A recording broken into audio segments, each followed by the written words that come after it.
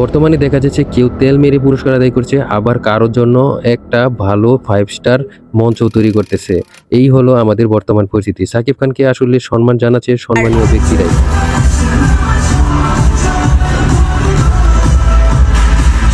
সম্মানের যোগ্য। বর্তমানে এমরাইজের একটা অনুষ্ঠানে গালা নাইটের অনুষ্ঠানে দেখা গেছে সাকিব খানকে, এবং সে রকস্টার লুকে এসেছে এবং তার লুকিং, তার হেয়ার স্টাইল, তার সবকিছুই অন্য লেভেলের ছিল, এবং তার সেই চেহারা এবং তার বডি মনে হচ্ছিল সে যেন একটা তরুণ হয়ে গেছে, এবং তার জন্য অপেক্ষা করছিল শত শত কন্টেন্ট ক্রিয়েটর এবং অনেক নামি দামি ব্যক্তিরা।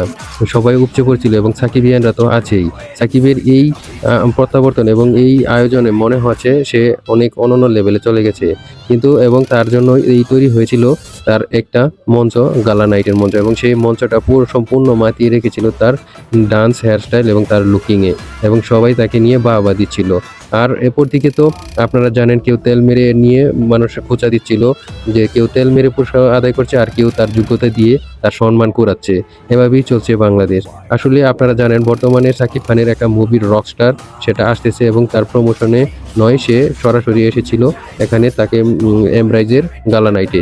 মনে হয় এমরাইজ গালা নাইট তাকে সেই সম্মানটুকু দেওয়ার জন্যই এই আয়োজনটা করেছে, কারণ সম্প্রতি একটা প্রথম আলো পুরস্কার হয়ে গেছিল, সেখানে তাকে দাওয়াত দেওয়া হয়নি বা জানানোও হয়নি, সেজন্য হয়তো এই আয়োজন করে পুরো বাংলাদেশকে দেখানোর উদ্দেশ্যেই করা হয়েছে।